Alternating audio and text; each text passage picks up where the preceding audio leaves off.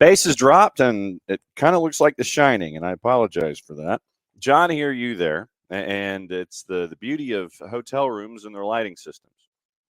Greetings from Auburn, Alabama, for another round of Soccer Down Here. Soccer's morning show here on the SDH Network here for the next couple of hours, and we'll go through the news of the morning and kind of a deep dive starting at 9:30 with our friend Kaylor Hodges and his merry band from the USL show. With news coming out yesterday about Bob Lilly and the Pittsburgh Riverhounds head coach, longtime Pittsburgh Riverhounds head coach that Jarrett and I, have this long-standing memory of involving Atlanta United too. Apparently, it is being reported that he's interviewed for the Nashville gig. And now you have folks that are saying that other USL coaches should be interviewing for Major League Soccer gigs and so on and so on and so on. So the question is, and this is where the deep dive will come in this morning for Tuesday Thoughts, is how many lower-level coaches are ready for that jump? And so Kaylor and his thoughts and his brain power and the brain power of the USL show will come in and discuss things with us, what his sources are telling him, what their sources are telling them about coaches possibly making the jump. Is it New Mexico? Is it Pittsburgh? Is it Lou City? And where could they go and why would they fit? So that'll be in this morning coming up in just a little bit. Kaylor and his merry band will be joining us at 9:30. Obviously, we've got the news of the morning. We have some signings. We have some promises. We've got Atlanta United training going on. And opening kickoff will be about Atlanta United coming up in just a little bit. Doug Robertson of the AJC is reporting that Yorgi Shakamakis is not with the team this morning. And negotiations, and this is from Doug, it says negotiations with Cruz Azul still ongoing. Also, former Vancouver coach Carl Robinson is assisting. Today, nothing signed. Matt Lowry is also assisting this morning as well. So that is the current situation with Atlanta United and practice as they are getting ready for Houston. And we'll have more breakdown of everything involving Houston coming up later on in the week, catching up with friends and such as we get ready for Atlanta United's return to home and schedule compression and all those fun things that we get to talk about this time of year. And getting to do that with schedule compression with Rob Valentino as your interim head coach. Once again, taking over the reins for Gonzalo Pineda. And that brings us into opening kickoff, brought to us by our friends at Kickoff Coffee Morning, Dell. And that brings us into opening kickoff, brought to us by our friends at Kickoff Coffee and kickoffcoffeeco.com. Let's just see how well the QR code covers up my face. There, that's okay. That's not too bad. Covers up the whole face, and that's a good thing. I know that a lot of folks are sitting there saying that's a compliment. Probably is. That's your QR code for our friends at Kickoff Coffee and kickoffcoffeeco.com. You click on that QR code, you work your way through, you kick off your day with Kickoff Coffee and to kickoffcoffeeco.com. What you do, you use the code SoccerDownHere15. You get 15% off your purchase. They in turn take 10% reinvested into youth games, youth initiatives, stuff that they have earmarked that as cool. And you get to do that and help out our friends at Kickoff Coffee. You get to help out to kick off your day. See what I did there? Kickoff coffee. The wordsmith that I am. And you get to kick off your day there. Once again, use the code SoccerDownHere15. You get 15% off your purchase. They in turn take 10% reinvested in youth games, youth initiatives, brought to us by our friends at Kickoff Coffee and kickoffcoffeeco.com. I am going to promote something that I think everyone should watch. And I will say it right now that if it doesn't win awards, that if it doesn't win some kind of awards for its candor and its production value, then something's wrong with the process. Your required reading today and viewing is going on to YouTube and catching episode 2 of Rooted in the Stripes. It's about 20 minutes long, but it's well worth your time. And what it does is it brings everything that we've seen in the season forward to this particular point. And it's behind the scenes. It is honest. It's raw. It's eye-opening at points. And you get to see the voices from Atlanta United this year. And you get to see them in the way that it's rare that I think that teams will sit there and they will position themselves when it comes to content, because a lot of times you will sit there and you'll see content and it's all, it's all smiles and everything's happy and everybody's happy and, hey, this is fantastic and it's great and it's all that and it's all good. But episode 2 of Rooted in the Stripes, it's on YouTube. It's easily accessible. It's not something that's hidden behind a paywall or anything like that. It lays everything out as to what has been going on behind the scenes after all the matches that we've seen with the club over the last handful of months. And it actually takes you all the way back to Columbus and sprints with the match content to what has happened recently. And there is a telling conversation. There are interviews with players that are sprinkled in and around it. But there's a telling conversation that happened after one of the matches. And it is, I think, the signature moment of that particular episode. And I think it's a signature moment that breaks down everything that we've seen with Atlanta United this year. It is profoundly raw. And for the club to have this kind of access and grant this kind of access, understanding that, there will be, a stationary camera here and it's going to be recording things and, all of that kind of documenting, it is very, very rare. And to have what has been going on with Atlanta United this season and presenting it the way that they are, it's like I said, it's not sugarcoated. So required viewing, take 20 minutes out of your day and lay it all out there so you can, while you're having your meal or your downtime or whatever, watch this content. And it opens a window to what goes on behind the scenes. And we all sit there and we look at NFL films and all these kinds of things, the predecessors to this. And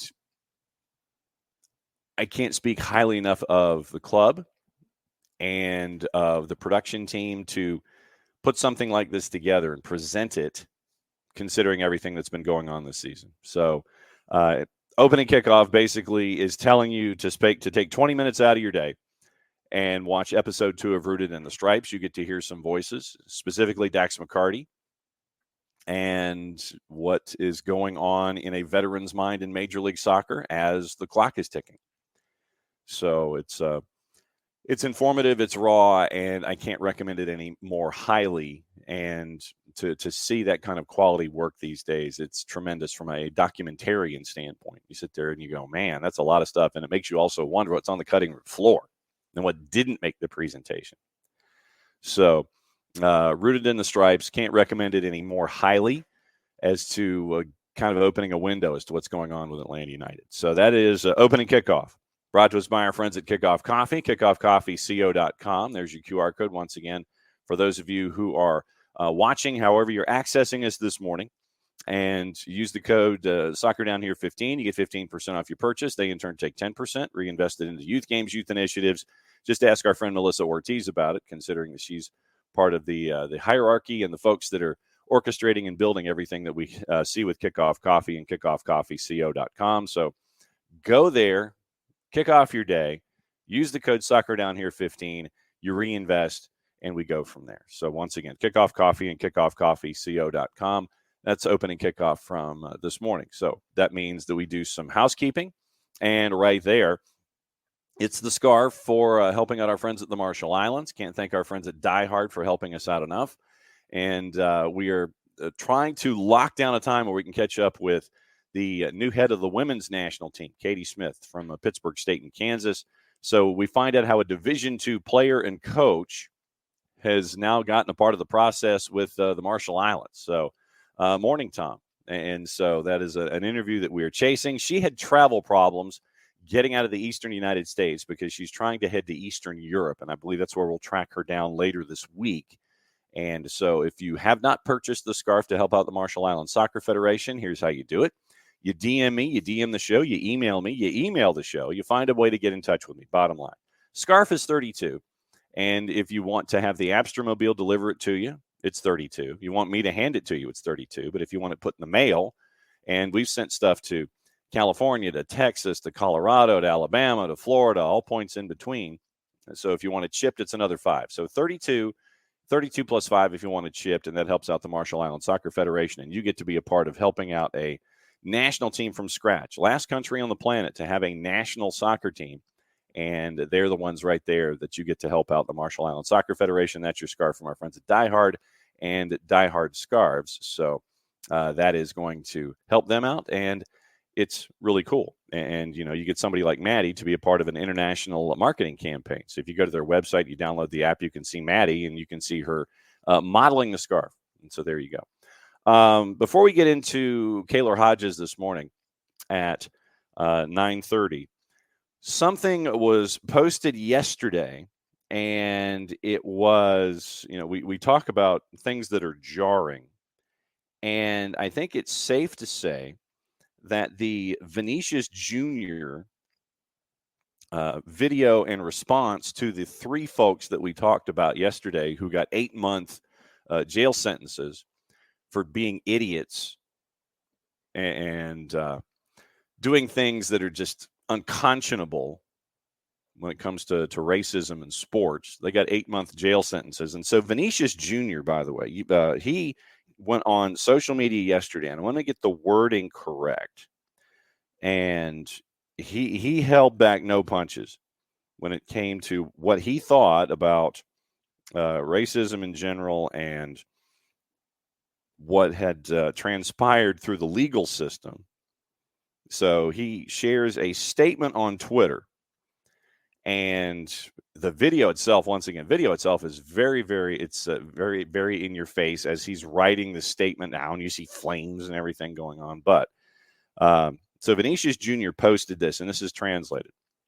Many asked me to ignore it. Many others said that my fight was in vain and that I should just, quote, play football, end quote. But as I've always said, I'm not a victim of racism. I'm a tormentor of racists. This first criminal conviction in the history of Spain is not for me. It's for all black people. Many other racists be afraid, ashamed, and hide in the shadows. Otherwise, I'll be here to collect. Thank you to La Liga and Real Madrid for helping with this historic conviction. More to come. So Vinicius Jr. let everybody hang on to it with, he just laid it all out there. And, it was a 16-second video that he posted. And it was very, very powerful. Like I said, I'm staring at it right now, and there's flames, and he's writing, and it is very, very powerful stuff. And if there is actual flame here, that's pretty wild. I don't know how much of this is actual flame and how much of it is pre-produced flames, but it's all very, very powerful stuff. But he's not a victim of racism, a tormentor of racists. So Vinicius Jr. Speaking out after the jail statements came out yesterday involving folks, and 8 months for 3 racists. We'll go ahead and say what they are. 8 months for 3 racists and a 2-year ban from all matches. And that's the hook in this for me when it comes to the second half of the equation, the 2-year jail term. First off, the 2-year suspension from watching matches, 8-month jail term. Okay, if that's what the law is letting you do, then that's fine. I've always said, get everybody to the fullest extent of the law and make sure that whatever charge is appropriate, you're charged, max sentence, that's fine. If it's 8 months, it's 8 months, I get it. But the 2-year ban from matches, that's not enough. It's like you started with a good first step and then you stopped. So it's a 2-year ban, and I don't know how you monitor it first and foremost, and I don't know how you stop it. So that to me is the element in this. It's like you made a great first step with the sentencing, but then you sit there and it's like, 2-year ban. No, not a 2-year ban. 2-year ban will not do anything. And your influence with your friends and your family goes a lot longer than 2 years, even if you yourself decide, you know what? I think that it's a great idea for me to try and just stay away. Even though we know that most fans, when they see a situation like that, they're going to try and find a way around what's been going on. Not many fans are going to sit there and say, you know what? I'm going to accept this 2-year sentence and be away from the matches of my club that I care so much about and they care so much about me. 2 years does not do it. And you rub off on fans and your influence is there in whatever form. It should be a lifetime ban. I don't know why. I don't know even if it was considered, but it should be a lifetime ban, not just a 2-year ban. And I'd love to know how you enforce this. I really would. I'd really love to know.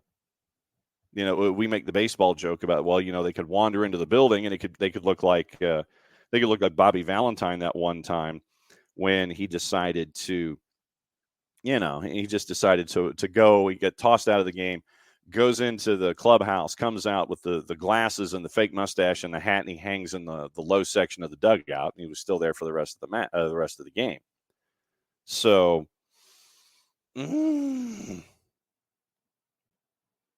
so yeah, it was great that you end up with, like I said, 8-month sentence. Fine, good start. 2-year ban, no, not enough. So I don't know. We might be able to roll it back maybe a half when it comes to the number of days without stupidity in the sport of soccer, the board that we have, the mythical board that we have. So, yeah, 2-year ban. I don't know how you enforce it, and your opinions rub off on your friends. So it's, yeah, you kind of got it half right. But the Vinicius Jr. 16-second music, the 16-second video with him with all the fire and flame and fury and riding on a legal pad and those kinds of things. That was another piece of jarring video that came out yesterday. But good start, La Liga, but you didn't go far enough. So that's where we are with music videos and videos of the day and people making statements. Coming up in just a little bit, remember it's going to be Kaylor Hodges and our Tuesday Thoughts topic of coaches, coaching vacancies, which once again, 3 in Major League Soccer, Atlanta, Nashville, and FC Dallas over the weekend. And so what we wanted to do was bring in Kaylor and the USL show because of the discussion that was brought up yesterday. And there are some folks in the Nashville area who are saying that, once again, pay attention to your sources and who's interviewing and who's not. Once again, that's not necessarily, that's what you do in these cases. But, if word is out, what we're doing here is we're chasing to see if there is any validity to Bob Lilly having been interviewed for the Nashville gig. And it does make sense. Stylistically, it does make sense to pair Bob Lilly with Nashville. I don't know if Nashville would, the players specifically, if the players at Nashville would take to Bob Lilly's coaching style. But there are another couple of other questions that are attached to the idea of Lilly and Nashville and Pittsburgh. So what does Nashville look for? Considering who they are stylistically, Lilly does fit. Then FC Dallas, there was discussion in national media yesterday about New Mexico United and their coach possibly being a fit for Dallas. And then with other coaches that we talk about, and I know that Jared is high on Danny Cruz at Lou City, then what coaches are ready for that jump? What head coaches are ready for that jump? If you see a name in a lower division being considered for an MLS gig, what's your immediate response? Those kinds of questions. That's what we kind of wanted to do here with the Tuesday dive with Kaylor and the USL show when they come hopping in around the corner. And then obviously after that, we got news of the day. We're going to keep an eye on Atlanta United training and see what's going on there. Obviously, once again, remember that Gigi not out on the field. Carl Robinson, the former Vancouver coach, is out there. Matt Lowry's also assisting as they get ready for Houston. We're tracking down friend of the network, Glenn Davis, and we'll see if Glenn can join us, say, on Thursday and get the Houston Dynamo update and find out what it's like for them to be juggling all of this schedule compression as well as Atlanta United and what things are like for them and the heat of the battle in the Western Conference. So we're kind of doing a couple of different things this week, keeping an eye on the Children's Healthcare of Atlanta training ground, getting you ready for Houston, and it's going to be rapid fire coming up here. It's going to be midweek weekend for a while. And so it literally is, okay, we're going to go from the home match with Houston to go on the road. And then next weekend, you're in St. Louis for the first time ever at City Park. Then you come back and you're getting ready for the matchup against Toronto on the 29th. And so it's midweek weekend. So you're testing your depth, and we'll see how this is with Atlanta United and, frankly, everybody in Major League Soccer. So it'll be an interesting run over the next little bit when it comes to who is what the depth is, how you use your depth, how you plot your lineups, especially for those teams that don't have folks. You're not at full song. You have folks representing your country, whether it's in U competitions for chasing after Olympic bids, the U19s, all of that stuff is going on right now. You're chasing Copa, international friendlies, all that stuff, Euros. And it is a juggling act beyond juggling acts for all this stuff. And so we'll monitor it for not just Atlanta, but for Houston and all the teams that we're going to be catching up with going forward. And it, once again, will be an opportunity for Atlanta United and Rob Valentino and the staff that's assembled to possibly look at some folks from Atlanta United too and get them more of an advanced run just because of schedule compression and absences. And we'll be getting into that as we go this week as well, and lay everything out there for you as we get ready and closer / prepared for all of this stuff when it comes to everything all over the place. Jerseys. I know that we like to spend our money in a bunch of different ways. I know this will shock you, but Messi, highest selling player jersey right now, and it's 14 different nationalities. So here's your rundown. Messi, Suarez, Lucho Acosta, Cucho Hernandez, Ricky Puig, Pedro de la Vega is at number 6, which is a bit of a surprise. Jordan Morris at 7, Hani Mukhtar at 8, Gigi is at number 9, Emil Forsberg at number 10. 3 jerseys for Seattle in the top 11. De la Vega, Morris, and João Paulo. Aiden Morris is number 12. Schaffelberg, this one is interesting for me. Jacob Schaffelberg at number 13. Did not anticipate Jacob Schaffelberg being in the discussion when it comes to top jersey sales. Nagby at 14. So Driver is at 14. Brian Gutierrez in Chicago is 15. Ache is 16. Carlos Heels at 17. Jordi Alba 18. Jose Martinez at 19. John Tolkien at number 20. Christian Roldan at 21. Bongo Longwane is at 22. Timu Pukki at 23. So Minnesota 22 and 23 on the charts. Sergi Busquets at 24. And Benja Kremoski is at 25. So looking at it, it is 3, 4, 5 players involving Messi and friends that are there. Involving that in the top 25. And so it is, I'll go ahead and bring him in early. That's perfectly fine. So Kaylor and I are in the same time zone, by the way, at least for today. And so Kaylor comes in, close your curtain off your left shoulder. Yeah, close your curtain. Yeah, there we go. There, yeah, just, give yourself a little bit of shade. Kind of like me. Yeah, you were like me this morning. Unmute yourself, big guy. There you for some reason it wasn't going through the right speaker. So when you first started talking to me, I had no idea. So now I can hear you. So we're good. Yeah. But no, I am in the same time zone with you this morning. And so this is what it's like at 8:30 to be discussing things as opposed to 9:30. Big difference, really. It is. Trust me, when that alarm goes off at 6:30, brother, you're sitting there and it's like, man, this is not right. And what I wanted to do with you this morning, and I firmly admit that yesterday afternoon, it was a break glass moment because you had one of those ideas with the news that Bob Lilly was allegedly, possibly, probably, perhaps being talked to by Nashville. And what I wanted to do was kind of walk us through everything with coaches that are in USL Championship, in the lower divisions in general. And I wanted to go through with you and your merry band some of the names that are being mentioned, the situations that are being mentioned, what they bring to the table and what they've done in their current locations. I was about to say previous, assuming that they'd be hired in Major League Soccer, but this was a break glass moment for me yesterday. And thank you for answering the bat signal on this. Just it's like, oh, it's kind of a breaking news thing. So I guess let's take it one piece at a time. Sure. When it comes to Bob Lilly and Nashville, what are you hearing, and what are your sources telling you about yes, no, it did happen, gonna happen? What's the conversations? What are your sources telling you about Bob Lilly?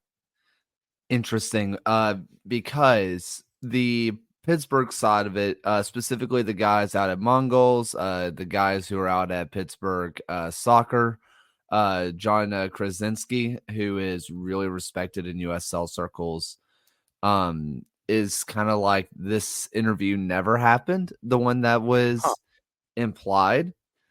Mm-hmm. I have people on Nashville's side who are not just this one source that was kind of posted that you found. I had sources within Nashville who said it did. Okay. So there's a lot of misdirection kind of going on here. Now, I think one thing that needs to be like kind of reminded is, what does interview, quote unquote, interview mean? Right. Was it a phone call where they said, Bob, you want to come? And he says, no, I got to yell at some players right now. You know, You're or was taking our material, man. What are you doing? it, or was it, hey, we flew him to Nashville and had an actual conversation? Yeah. What is the extent of interview? That kind of gets lost along the way.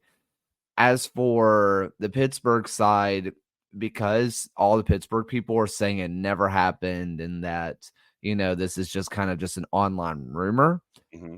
I'm kind of led to believe that there has been no serious conversations. If conversations have happened, it has not been enough to notify the club that this could be a real possibility. When it comes to, and we riff on Lilly for his how do we say this, his decibel level, shall we say, That's one and way to say it. and his consistency of performing at that decibel level when it comes to his coaches. When it comes to Lilly as a coach, what does he bring to the table stylistically for someone who hasn't seen Pittsburgh play? And this is where we get to learn from Morrissey, and everybody does. But when it comes to Pittsburgh and Lilly, what does he bring to the table stylistically for a job opening that may or may not happen either today or later? If he's interested in something, what does Bob Lilly bring to the table when it comes to his time there in Pittsburgh? Man, the one thing that's about Bob Lilly is that he brings a lot to the table. You can ask me what his style of play is. You can ask me, well, what is his preferred system? And the answer is that he doesn't have one. The only thing that's a real consistent with Bob Lilly is his defenses are amazing. He constantly gets the best out of a back line. He can make true gems out of absolute dirt in terms of his defense. And he always just kind of tinkers with things. We see throughout the year, every single year, where Bob Lilly will go through legitimately 5 different systems, and they're different from year to year to year to year. They may be different formations. They may be trying different players in different places. This year, we saw Danny Griffin start at center back for Pittsburgh. They wanted a true ball playing center back so they could get someone who can move the ball up the pitch more effectively. And because they lost a guy like Albert Dequa, it's going to allow more bodies into the box. Didn't really work out because Danny Griffin's one of the best midfielders in the league. Does not make him a center back, obviously. Right. So they went through some changes. They realized it didn't work. Danny Griffin went back into the midfield, and it's opened everything up. Recently, they've kind of changed into going to this like 5-3, like 5-3-2. Sometimes they'll go to this like 3-4-3 kind of thing, where they have a guy like Robbie Mertz playing more like a number 10 as opposed to just being a striker. It goes through so many changes. So I think if you're any MLS fan, or if you're a Nashville fan, it's like, I want to know more about Bob Lilly. The biggest thing that you need to know is that he's not afraid to make changes. He's not going to be a guy who gets stuck in his system. He's not going to be somebody that's like, I am a 5-3-2 coach and I will force everybody into my cram style. It is constantly evolving. And if you look at the Bob Lilly today and the Bob Lilly that you watched with Rochester, they are just completely different styles and system. He's an ever evolving coach. And the way that we see him these days, more often than not, there is a bit of pragmatism to it. Yeah. And the reason that I brought up Lilly and pragmatism is that right now that's what you kind of see in Nashville stylistically, where they really don't want to possess the ball. They don't want to build out of the back. They want to try to do things and create short fields for themselves and be clinical and have that guy who is the main striker. And so when the sources, rumors, whatever you want to say, came to the table about it, I'm like, okay, this makes sense stylistically from what we've seen from Lilly the last couple of years and what Nashville has, and the possibility of maybe bringing a Robbie Mertz with him to Nashville to help things out when it comes to a transition. Am I off here? I mean, if he was going to bring anybody, it has to be Keondo Forbes, right? He's gone everywhere with them. It's not, I mean, whether he plays or not, he just needs to have him around. But no, I mean, I think you're spot on. And the thing, whenever I came on here last time and we were kind of talking about coaches moving, little do we know that we'd be here right now. I mentioned that I thought Bob Lilly would be a perfect fit for Nashville.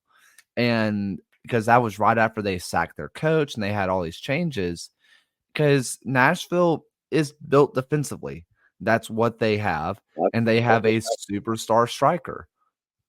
Like, that's what has made Lilly Ball work in the past. You have an amazing defense. You have someone who can feed them the ball, and you have a superstar striker on the end of it. And I think that if you were to look at Pittsburgh, I think a lot of people kind of think of them as a 3-back team, but he can work in a 4-back. And Nashville's kind of been floating in between those kind of systems as well. I think that if you're going to make this work, I think you're going to have to look at more of the 2021, 2022 Pittsburgh, when they had a Russell Cicerone, a fantastic striker, fantastic player. He kind of has that 2-to-1 goals to assist ratio. He's looking to pass almost as equally as he is to score, right? But when Lilly Ball, quote unquote Lilly Ball, is absolutely at its best, is when you have to kind of give basketball terms a little bit. When you have a Carmelo Anthony at the top, where I am looking to score, only score. If you ever even think about letting me pass, I'm not doing it. I'm scoring. Like, that's when Lilly Balls work the best. But even then, when you had a guy like Russell Cicerone who had that 2-to-1, almost equal, I score goals, I create goals kind of guy, they were still second, third in the league, and they were defensively solid. I think that if they can get that out of I can't remember his name, Mukhtar, I believe is how you pronounce it. Yeah, Hani Mukhtar, yeah. If they can get that out of him to let him be the creative player who has options, like to let him score or let him be the assister, just let him make the decision, and you have someone else behind him, maybe like a Robbie Mertz, I think that Nashville would be well on their way to at least establishing themselves at the bottom of the playoff, at the bottom of the playoffs. If you want to get the true idea of Lilly Ball, essentially, right, I think he does need a full off season, but I think he could take this current roster and make it a playoff team. Then it gets to the idea of the caricature that we mentioned, as Jarrett Smith's going to be joining us here. The caricature of Bob Lilly, where Bob Knight can only go so far when it comes to college basketball, and the discussions about how do we say this? The gruffness of the personality, the matter of factness of Bob Lilly. I don't would that play? Would he be able to temper his personality? Would that, get him through the interview stage? Like, yeah, I know, I got to dial it back, that kind of a thing. It's what John Morrissey brought up to me, and it's something I thought about it a little bit as well, but he really drove it home of system-wise and makes sense. Yeah. Just being able to get the best out of people makes sense. And the way that we've always thought of Lily is, like I said, gems out of dirt. And to stay with other sports, because I can't talk about soccer too long, I kind of think of Pittsburgh as your Tampa Bay Rays, Okay. where if you see one of your players go to Pittsburgh, you're like, Christ, what did he see in them? Like, Yeah. what did we miss? And he's going to make them amazing. And the moment they leave, they're not so good anymore. And it's like, what is he doing? I think that part will translate. The after the game screaming at players for 45 minutes to an hour and a half. Yeah. And that's real. Like, for people, like, we laugh about it. I think anybody who has done media in the USL has a Bob Lilly story. We've seen it, brother. It's funny because it's true. Like, we've all witnessed a Lily Ball moment. Yeah. Like, we've all witnessed the screaming at the players just on the pitch. And it's like, would that work in Nashville? I think there's going to be players that will say, screw this, I'm out. Yeah. I think your players where Bob Lilly has made his money, Mm-hmm. who are players, maybe 8 through 22 on the roster, who are going to sit there and be those grinder types who say, I want to make it in the league. I want to be a good player. I want to have a career in MLS. I'm just going to do whatever this guy says, buys into it. I think where you're going to look at him is when you're going to have that 8 through 22 or whatever the roster rules are, and say, those are the guys who will be good with that. Those are the guys that will, and no one actually thrives under it, but will, put the nose to grindstone and figure it out. It's going to be your 1 through 7 who are real deal superstars making real deal money, who can actually retire after they're done, playing. Those are going to be the guys I think you're going to have to kind of convince. And maybe he has to change things a little bit, but Lily Ball changes for no man. Jarrett Smith for Kaylor Hodges as we discuss USL o'clock and the possibilities. Yay. Because, yeah, man, this, and I know it got shot down last night, the whole Bob Lilly Nashville thing. It made sense. And it's one of the reasons I wanted to talk about it is because, like, structurally, the way Nashville was built, it kind of made sense. And as far as that being the guy, because we know he is just a long-standing figure in USL. If I give you control of a team and you start looking at USL coaches who are guys you would expect to see the jump to the next level, who's the top of your list? Well, it's funny because I think he's already the top of the list of an MLS team anyway, and that's going to be Eric Quill. Eric Quill has been around. He has cut his teeth through the MLS system. He was the head coach at North Texas SC, and he's a guy who has been around and has done the dirty work that I think a lot of MLS teams would like to see. And with the FC Dallas opening, considering all the things that come with Eric Quill, it feels too easy, almost, to slot him in there. And from sources that I really, really trust, Dallas want him. He, like I said, he did the academy. He's been credited with a lot of how Dallas's academy has shapen up, and I think that works. Del Schaefer, obviously, in chat with Pureman. I'll be honest. If this was a just world where guys who are good get their opportunity to do it immediately, Ben Pureman should be your number one. But kind of just knowing how this whole thing works, like you see it in the NFL, you see it in Major League Baseball, you see it in everywhere. people have to cut their teeth and do the dirty work. They have to do the grindy stuff first, and not say Pierman hasn't, but he hasn't done it in their building. Right. And I think that Pierman would be the easy choice on giving him an MLS club to run because he would do it flawlessly. I just don't think that realistically he would get that chance unless he went and did the assistant first. Let me ask you this, and this will probably be a topic that we tie to almost anybody that we bring into this conversation. The personality aspect of it all. Yeah, we like I said, we laugh because we laugh at our Lily stories. Ben Pierman is, he is a personality that is, a my way or the highway kind of guy. At least that's the impression that I've gotten from his time starting up in Detroit City and coming down, that he is very set in his ways. He'll tell you what he thinks. Diplomacy occurs, and then there are times when it doesn't, that he'll speak his mind.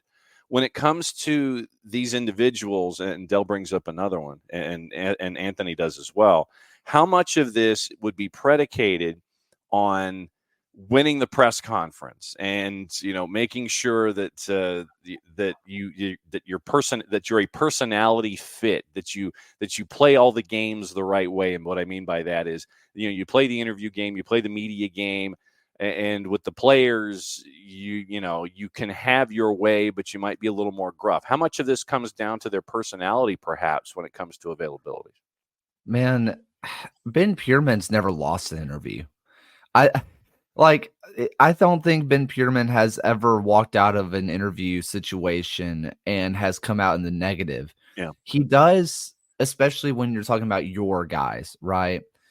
Everybody who I know has been around him in Memphis, who are on the media side, adores Ben Pierman. Everybody in Charleston adores Ben Pierman. The people who don't like Ben Pierman are the people who hear his quotes and are from opposing teams. Yeah. Which is kind of what you want, right? Yeah. Like, you don't want other teams to like your coach. I kind of hate that I like Ben Pierman as much as I do. Like, I talked to him after the Birmingham Charleston game, and he is as personable as it gets. Like, he talks to you like he's known you for your entire life. Yeah. And it's incredible. Guys like your Bob Lillies are a lot more hands off. He's a lot more coach speak. I've heard from people who've known him privately that he's actually a pretty nice, pretty funny guy. But, once the camera's turned on, the microphones are rolling, he is your standard coach speak, PR speak kind of guy. Guys like Juan Guerra, like Del Schaefer mentioned, who's down in Houston now. Yeah. He's someone that, if you're a media person, everybody who I've known, including myself, I love Juan Guerra. Mm-hmm. He is a guy that can just make you love talking to him, which, journalists should be very neutral. They should be able to report things very straightforward and don't let emotions get in the way. Right. But it's hard not to like guys. And like, there are very charismatic people. Your issue with Piermans, right, Mm-hmm. is that if someone in the front office doesn't like you being buddy-buddy with journalists, doesn't like you being buddy-buddy with fans, doesn't like you winning the PR battles, that's an issue. Because it's been an issue for Pierman in the past, from what I've been told. Essentially, like, if he wants more, like, give me more money, give me more control, give me this, give me that, and they're like, no, pretty much, they know that if he goes out and does anything, if he were to say anything, like, I want just a little bit more control of the roster, the fans and the journalists are on his side, not the clubs. And I think when you're dealing with charismatic guys like that, I think clubs are going to be the ones afraid of people like that, not himself, really.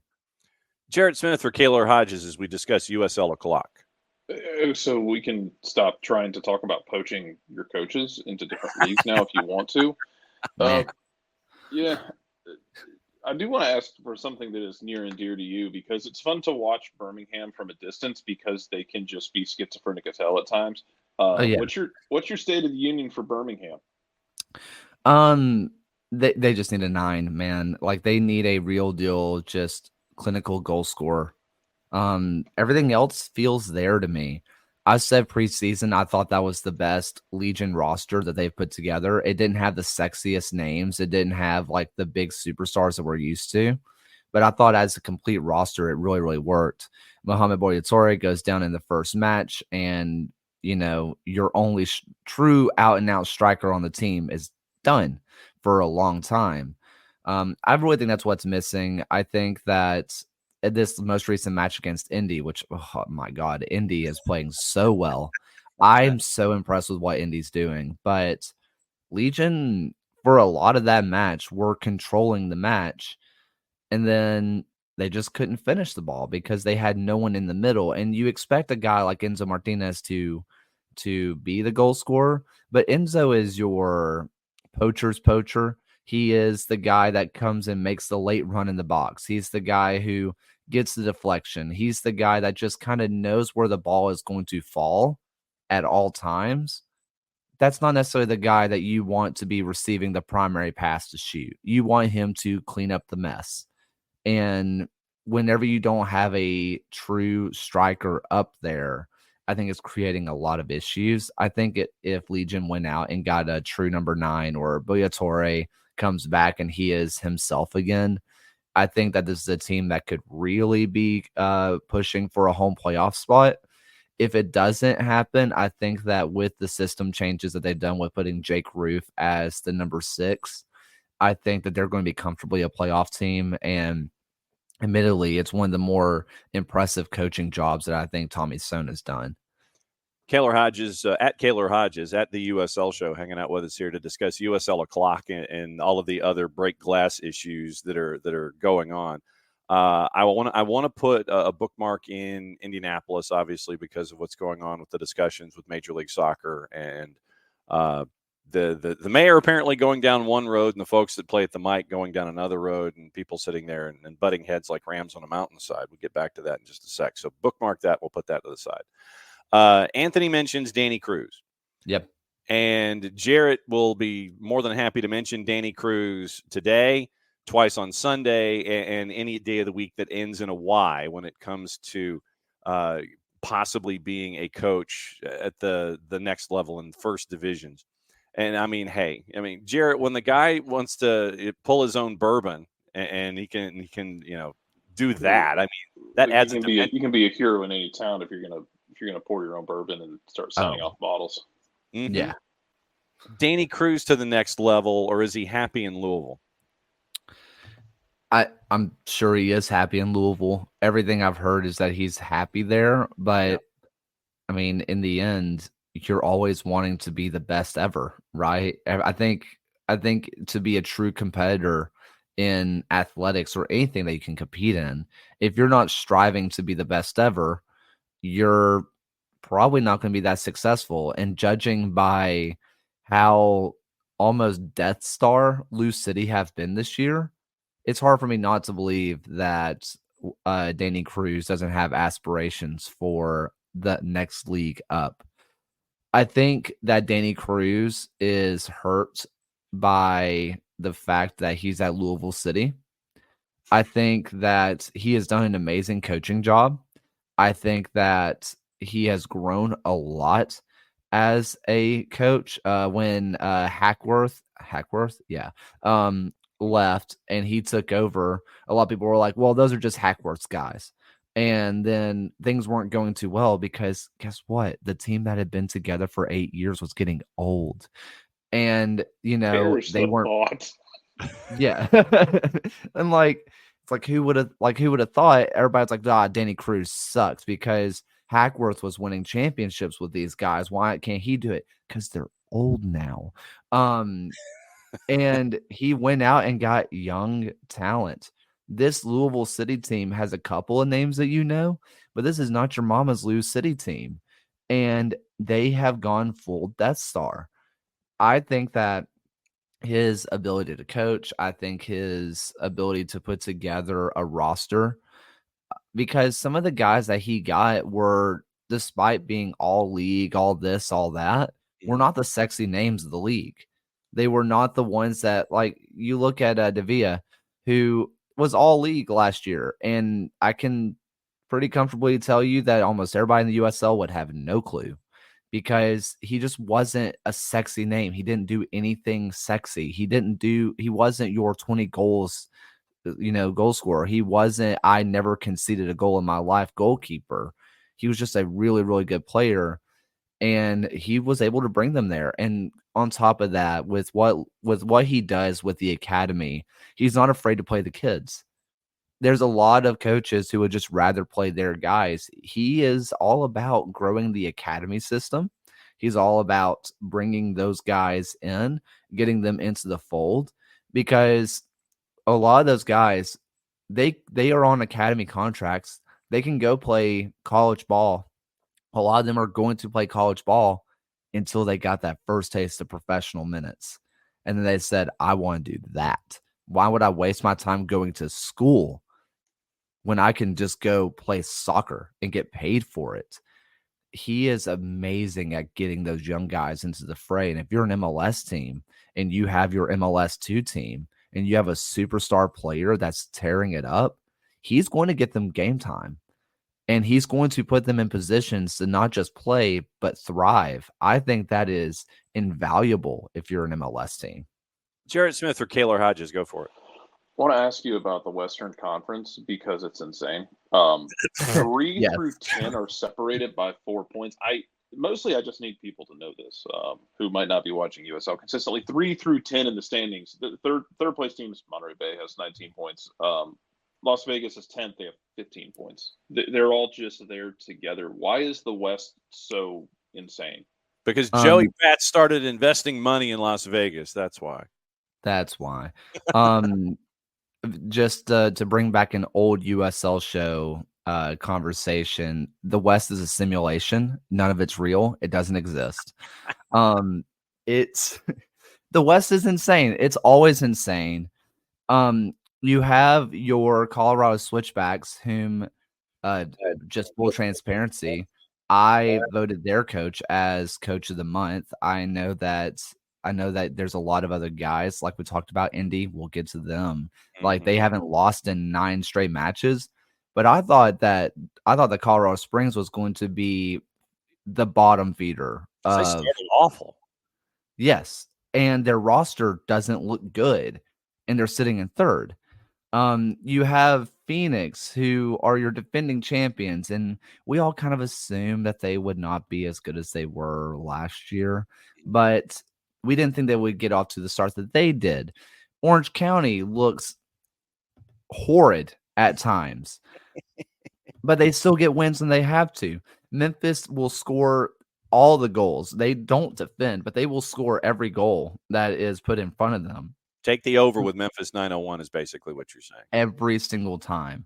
Monterey Bay is a team that has found a little bit of form and has kind of fallen off. They are just someone who just kind of goes with the flow, and they're going to win 3 in a row. They're going to lose 3 in a row. You just kind of expect it.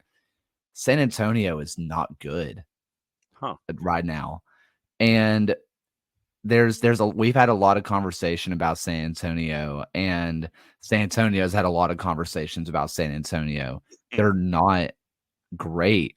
Yeah. The Roots I believe in the Roots personally. I think they can turn it around, but they just don't have names on paper. In the end, tactics are great, but Jimmy and Joe's matter too. And they just don't have a lot of those guys. FC Tulsa's on fire. Like, they are. It is just a burning pit, and I'm surprised. That kind of on fire. Okay. Yeah. I'm surprised they're still holding on to 10th. They were really just. I don't believe in them. The Lights are competitive, and yes, El Paso started as horrifically as you could. They bring in Wilmer Cabrera, and things are turning around. I know, Jared, I know you mentioned that, like 3 through 10, that 4 through 10. But in all reality, it is 3 through the bottom. that are just killing each other. They are so close together, especially with the teams that are kind of falling down and the teams that are making their way up and where they stand in the table. That 3 to the bottom is just a dogfight. Yeah, it's like because I feel like this is the second. I think they pulled a draw this week, but this is the second year in a row Memphis has basically started slow, then played an Open Cup game and went, damn, I guess we should play league games well now, and then just started winning league games. Yeah, pretty much. And it was very weird. And then Monterey Bay, I don't know, I can't figure it out. Monterey Bay, we've talked about Monterey Bay. They're another team that lost players. And I sat there and said that they are not a very good team. And then John Morrissey, USL Tactics, brought up a really good point of forget about the names that they lost, but just kind of look at who they brought in. They replaced, yes, they lost some really good players, but who they brought in filled holes that they've had since day one. They're finally starting just to plug holes where they should have been doing it from the very beginning. Would they love to have those superstars now? Yes. But it's also allowed them to get some of these players that just fill in the role pieces, which has made them just be a little bit more consistent. Because when they were really rolling, they had Alex Dixon, who was scoring everything he's ever seen. And then their defense was at times the best defense in the USL. But they were as high can get and as low could get. Now they feel like they've stabilized, at least at the point where they can say, hey, we're going to win 3 in a row, we're going to lose 3 in a row, and we're just going to kind of just go through it. But it's even their losses aren't horrific. Their losses are not just horribly bad where you're wondering, are they even at the level of the championship? All right. Jonathan's mentioning Indy 11. Dell is asking about Charleston Battery current form being concerned. We kind of talked about Indy 11 a little bit. I know that we've still got to come back and circle around on the topic of other teams coming to town. What about Dell's concerns about Charleston in your mind? I'm not worried about Charleston at all. They're still second. They still have Aaron Malloy. They still have Mark Segbers. They still have Graham Smith. They still have Nick Markanich. I think in the end, they were very much reliant on Nick Markanich to do his thing, and no one can keep up that goal scoring pace. Mm-hmm. Like when you have 12 goals through 14 matches, to realistically expect your striker to go out and keep that pace of that would be 30 goals through 34 matches. Like that is Ballon d'Or. Like kind of levels, like you don't expect that from your striker. I think what you're really going to hope for is Myers steps up a little bit. You're expecting Yakaza to keep his consistency. I think if they are going to get that goal scoring back, I think that Markanich needs to be more of a staple again, and have him and Myers really play off of each other as opposed to just kind of hoping that one of them plays superhero ball.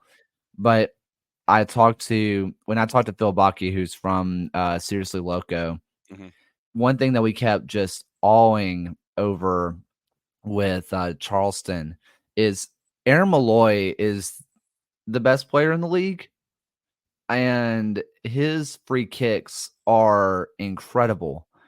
And when you're dealing with a guy that every time he stands over the ball, whether it be a corner, whether it be a longer free kick that he's putting into the box or he's going for goal, you legitimately have 50% chance of scoring on them. He is giving them a chance to score on every single free kick. And how many teams in the world can you really say that their free kick taker is a danger from anywhere on the field? I think that because of that, they're going to be A-okay. I think Grenwiz coming back is going to be a nice morale boost for the team. I hope he's okay. I know everybody said he's been in good spirits, but that was one of the most horrific injuries I've ever seen in my life. Yeah. I'm glad that he's doing better with the Batman mask, but I hope I hope he comes back and is just an absolute superstar because I like that kid a lot. He is fearless to his own detriment, but hopefully that's a good morale. Yeah, no, it happened right in front of me. It was gross. The fan of a Patriots point, Adam Grin was. What's the latest with Indy 11 fighting the mayor and the mayor wanting Major League Soccer and Indy trying to get the new barn and not play at the mic as much? What's the latest with all that stuff? So basically there's just a lot of the issues that were expected, like building on top of an old grave site. Like, see, that's just bad juju anyway. It was never that was never a good sign, to be honest. But I mean, look, Talladega, it was built on an Indian burial ground. That is the story. That and when the folks that inhabited that area were forced to leave on the Trail of Tears, they cursed the land, and so that's why you have the big one every single time at Talladega. So you would think that with that lesson that folks would know that, especially in Indy, don't do that because of what happens in other places, man. Yeah, you would think they would heed the warning of Talladega, but also there is a sickening part of the big one. And right now, I guess Indy 11 are riding the absolute adrenaline rush of living through a big one, I guess, because, I mean, they're winning matches, they're thrilled, and then they have to go and say, oh, man, this might be the last year we have our team. And, they are just, that's an adrenaline rush that no person has ever kind of considered before. Talk about highs and lows all at once. Yeah. Basically, that whole deal was happening, and I think the big deal that a lot of indie people are, and USL people in general, are really pointing out is that the billionaires that they are found are anonymous. They have no idea who they are, and there's conversations on who it could be, who it couldn't be, and all that kind of stuff. And then Indy comes in, fights fire with fire, brings in a billionaire of their own to join their ownership team, which I think is the guy who owns Sweetwater, which if you're ever someone who needs instruments, I mean, go check out the people at Sweetwater. Love those guys. Man.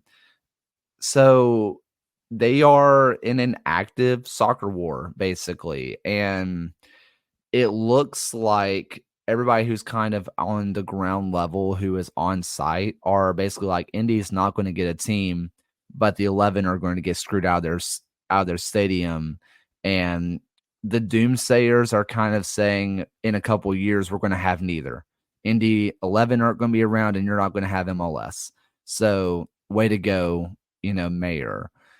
I think if I'm looking at as someone who is from the outside, I would be stunned if Garber even shows up to Indy and has real intentions to check out sites and consider it.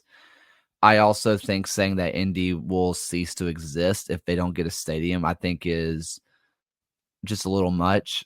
I think they have survived at the mic for a long time. I think that they can continue to do it. Is it the ideal situation? Obviously not. That's why they wanted to build a stadium.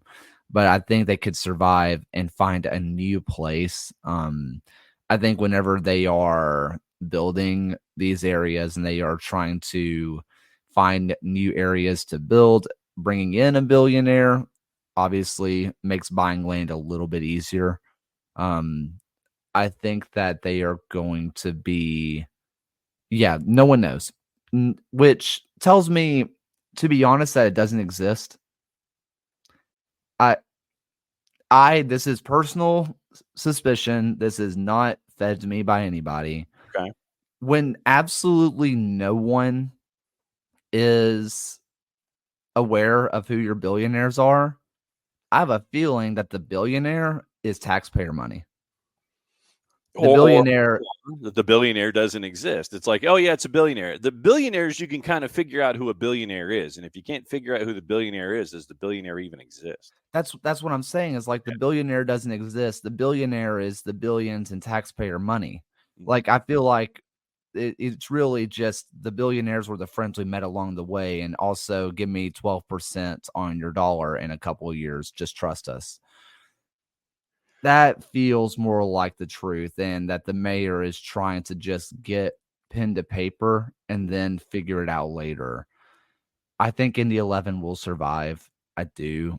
It's just not in the thriving way that they wanted to. In the coaches' notions, we've mentioned a couple of names. Yep. Peterman, Cruz, Quill, and Guerra has come in from left field because he's, as a number 2 in Major League Soccer right now. Is there anyone that you think we've missed in this discussion? Mark Briggs in Sacramento, maybe? Mark Briggs is an interesting one because Briggs is a quality coach, man. And I think that he's going to be someone that should be a hot commodity. Mm-hmm. I think that now, again, you have to forgive me for not knowing MLS ecosystem as well. That's what we're here for. But San Jose is not very good. Yeah, up the road. And this was going to be my point, where we're not afraid to introduce the occasional black helicopter here, where John Fisher, the owner of the Oakland A's and the San Jose Earthquakes, his baseball team is going to be playing where in the next couple of years? Sacramento, California, at the home of the River Cats. So John Fisher, and like I said, this is taking twine and stuff from between the cushions and sofa pizza and throwing it all in the same mix. So if you've got an owner in San Jose who owns a baseball team in Oakland, the baseball team in Oakland is going to Sacramento to play for a couple of years before they allegedly, possibly, probably, maybe, perhaps get their stadium built in Las Vegas or not. So he would be able to see what's going on in Sacramento with said soccer team and possibly apply it to a situation where Luchi Gonzalez is being looked at as being on the hot seat. So this is us connecting all of the loose change here and the black helicopters. So I could see your theory, and we are of like mind here, that, hey, you got your baseball team in Sacramento. Oh, look, by the way, over here at Hard Health Park, hey, here they got soccer playing going on. No, I see your black helicopter, sir. I call you on that. I think that if you're wanting to go to what it was John Fisher's MO, which is screwing over Oakland, look, he's invested. He is a primary investor in the town FC. He has attached his name there, and they are being run by Oakland Roots former, I think, founder or president, who is actively trying to screw over the Roots. He has a bad relationship with the Roots. Wow.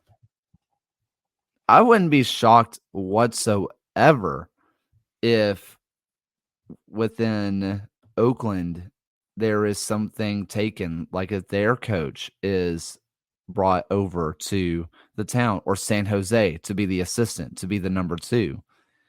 I think that whole Northern California deal is real deal, like grounds for someone like San Jose to kind of take from, to kind of pull from. I think that when you look at the relationships that Fisher has with the town and then with soon to be Sacramento, I think the Roots and the Republic can very easily become just kind of the picking ground for whatever he wants to just sort of leave destruction in his path. I mean, I think Briggs deserves a chance. I really, really do. I think that his system of his 3 at the back doesn't really fit what San Jose is doing right now, but nothing that San Jose is doing right now fits anything that San Jose is doing right now. So maybe it's worth a change. So I think that Briggs to San Jose, he wouldn't really have to move that far. Yeah. I think that it would make sense for him. I think it would make sense to San Jose to get above, like to get ahead of the curve, because he is just a quality coach. And if I'm not mistaken, didn't Roots want to play in the Oakland Coliseum starting in a year or two, and they were denied that, and so they were going to build their own barn in a nearby parking lot, do a modal structure, and just do something temporary before they could figure out what they're doing? Yeah, and like there was a full conversation about it's going to rot here. Like the Coliseum is going to rot. It's Well, I mean, already they've got raccoons and possums, I think, living in the press box and in the radio booths. it's Charleston has raccoons too. We're big fans of raccoons around here, all right? So Just checking. but but I mean, seriously though, I mean, like the Roots came to Oakland and said, "You're doing nothing with this. Mhm. It's going to die.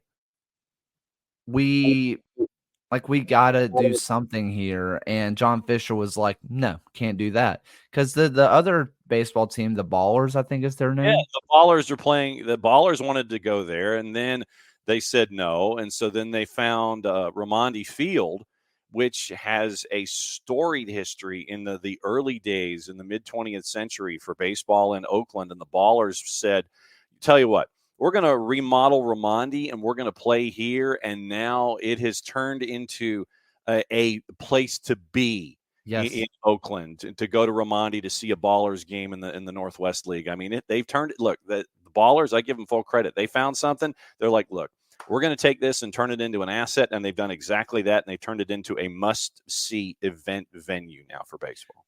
I think if you're the Roots and you're looking at that whole deal, I think that you also look at, hey, they took over the Raiders' old facility. They did. Like they've made it amazing. They have one of the best facilities in all of the USL because the NFL spends a lot of money. Even though it may be 5 years out of date, I can tell you that's probably 10 years ahead of a lot of teams in the USL. That's just how much money they put into it. They are clearly what the Athletics claim to be, which is rooted in Oakland. And I think that to the Coliseum, they would have done such a good job with it. I think they would have done an amazing job. And, there is the conversation of, is it too big? Yeah, obviously, it's too big for everyone. Everyone who's ever played in the Coliseum, it was too big for them. But it was also going to be theirs.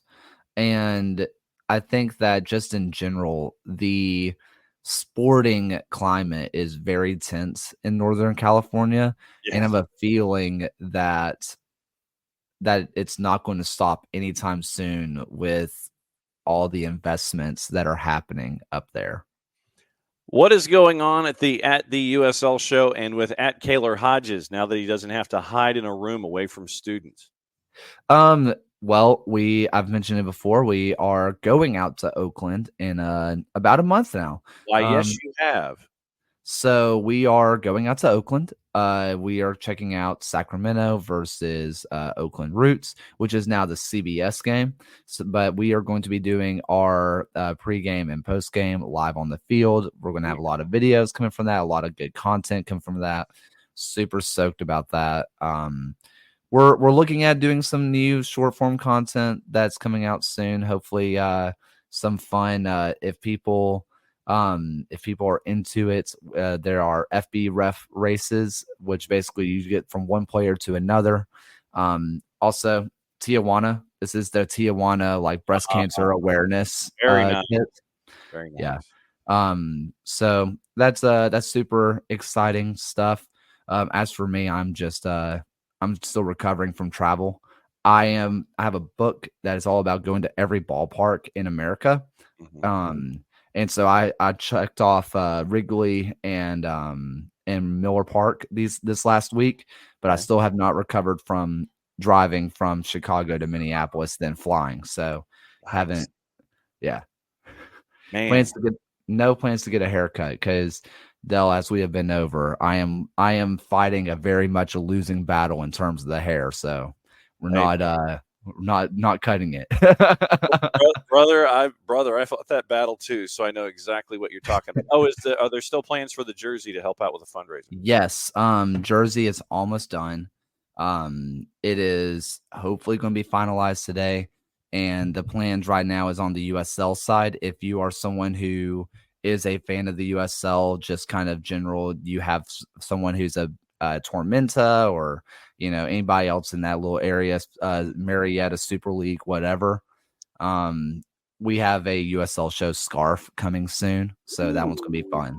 Very nice. So you're really gonna fill up my my closet, my office. Looking forward to it. So continue to stay hydrated and enjoy the stylings of the hair. And thanks for answering the bat signal 2 weeks early because of breaking news, developing stories, and all these kinds of things. It was a break glass moment yesterday, and I can't thank you enough for dropping by and laying everything out. So we will see you in 2 weeks, and we will continue talking about everything going on in what is known as the USL, my friend. Before I get kicked out of here, Yes. Tormenta, I mentioned it on Twitter. I love everything they're doing. With what they did with their like inclusion team taking on their academy team. Yeah, the unified team. Yes. We're going to catch up with them on Thursday, as a matter of fact. Man, they are one of the best run organizations that I have ever interacted with. And if you're someone who's down in that area, please go check them out, because what they're doing, not just for their team and their fans, but just that whole community, man. I am in love with everything South Georgia Tormenta is doing, and just go show them all the love.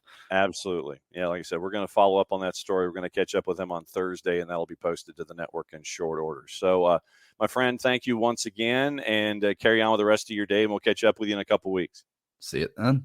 All right, so that's Kaylor Hodges, and Kaylor's going to avoid haircuts. He's absolutely going to avoid haircuts. Rich, to your question about Dom Dwyer, it was it 568 days? It was some wild number that was posted by Dom on his social media. To be honest, I would think that for someone who loves the game as much as Dom does, and for everything that he's done to fight back, we'll get to that, Rich. We will.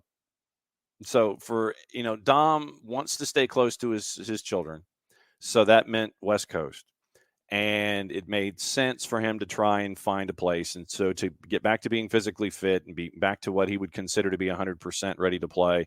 And being out in Oakland, it's about reps, it's about playing, and it's about being close to your family. So I would say in all of those, yes, yes, and yes. And if he helps out Roots and gets to stay close to family, then more power to him. So I would say yes, Rich, yes, him playing for Roots is a good idea. Rich wants to know, by the way, why I'm in a hotel. And I am in a hotel in Auburn, Alabama. The boss called, the short version is the boss called date night. And we're going to get into crew coming up in just a second. Boss called date night.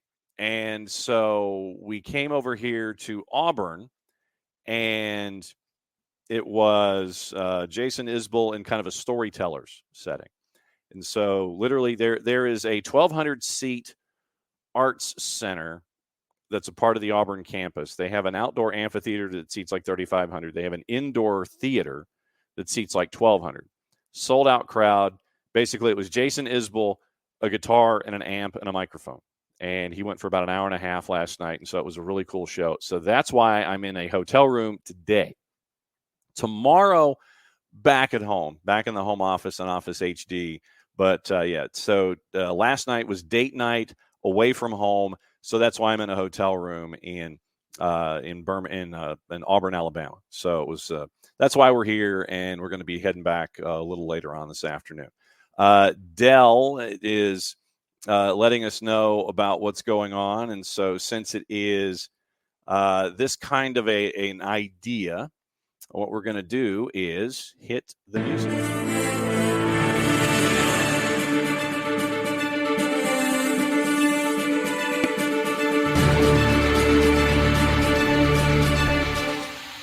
Tom Bogert of The Athletic, handful of minutes ago. Aiden Morris out the door in Columbus. Middlesbrough interested in Aiden Morris. Agreed to a deal to sign Aiden Morris away from Crew. There's an agreement in place, so it's at stage one of the process. Agreement around $4 million plus a sell-on clause. According to Tommy Scoops, it's not signed or done yet, but Aiden Morris departed the U.S. U23 camp for England. And by all indications, according to Tom, the deal has been in the works for a while. And so looking at so 3.14 million pounds, sell-on clause, long-term goal of playing in Europe. So departure date has not been set yet, but Morris is expected to play again for Columbus before he joins Borough in what would serve as a goodbye match. So he gets the opportunity to have the goodbye match for his time at Crew, and he'll be headed to Middlesbrough. 2 MLS Cups, 102 first-team appearances despite missing all the 21 season due to injury. Box-to-box midfielder, a constant over the past 2.5 seasons, according to Bogert. Columbus are kicking off, and this is Bogert's wording, and this is also something to keep an eye on here. Columbus kicking off a busy summer under new general manager Issa Tall. Remember, Tim Bezbachenko left the front office of Crew to go be a part of Black Knight Holdings, which is the Bournemouth umbrella with Bill Foley. But for those attached to English soccer, Bournemouth is your baseline for Black Knight. So then you have Issa Tall taking over at general manager. The number 2 in the front office departed. So departures in the front office in Columbus. Issa Tall is the new GM. This is the first move under Tall's administration. So the club had already signed French midfielder Dylan Chambeau, and that was reported yesterday. Columbus announced it yesterday. So they signed Dylan Chambeau. Aiden Morris looks like he's on his way to Middlesbrough. Morris currently with the U23s as they prep for the Olympics. 5 caps on the senior team, expected to be a key starter in that group as long as Borough release him to play in the summer's tournament in Paris. Clubs can block their players featuring at the Olympics as the competition does not fall within an official FIFA window. Borough finished 8th in the championship last season, missing out on the promotion playoff under former Manchester United manager Michael Carrick. So they signed Chambeau yesterday, announced it today, and now Aiden Morris appears to be heading to Middlesbrough as a part of the busy offseason that folks will be having, I think, in Major League Soccer. Man, there's no slow fade. It's like literally it just slams on you. But yeah, Aiden Morris out the door, it looks like, and he'll be heading to Middlesbrough, and let's put it this way. Aiden Morris's style of play at times, he might be in for a bit of a rude awakening when it comes to his time at Middlesbrough. People will not be, let's see, how do we phrase? People may not be too keen on seeing Aiden Morris challenging gravity or losing battles to gravity intentionally when it comes to his time in the championship. So it might be a bit of an interesting element going forward. He might be in for he might have to change his style of play a little bit when it comes to his alleged apparent possible probable life in the championship in the EFL. CAFC with a scoring update. Sudan, a double on either side of halftime, should be happy 4-card. Dell, I did not know that you knew someone who used to play guitar for Jason Isbell. And Rich Ransom, speaking of Crew, didn't even know Bezbachenko left the team till last Sunday. He is running the court. I think he is like at the top of the ladder for Black Knight. So it will be an interesting time. Sadler Vaden, yeah. Sadler was with him for the stop at the Tabernacle in Atlanta when we saw him on about a month ago. So Sadler was still with him. This last night, this was just a storyteller situation where it was just literally Isbell, a guitar, amps, and a microphone in front of a crowd of 1,200. And sidebar. All right, so I'm going to call sidebar here. How many of you have gone to a concert and there's been that one person? There's been that one person that you're going, can the usher like find this individual and perhaps either tell them to either A, calm down, or B, kick them out? That happened last night. And literally you're wishing And this was an individual who basically was shouting out the same song that they wanted played the entire time, and like after and in between every song, literally in between every song. And and I don't know if it happens at every concert or not, but last night, and this is in a venue of 1,200 people, so there really isn't a whole lot of space. There really isn't a whole lot of space to sit there and be drowned out in the sound.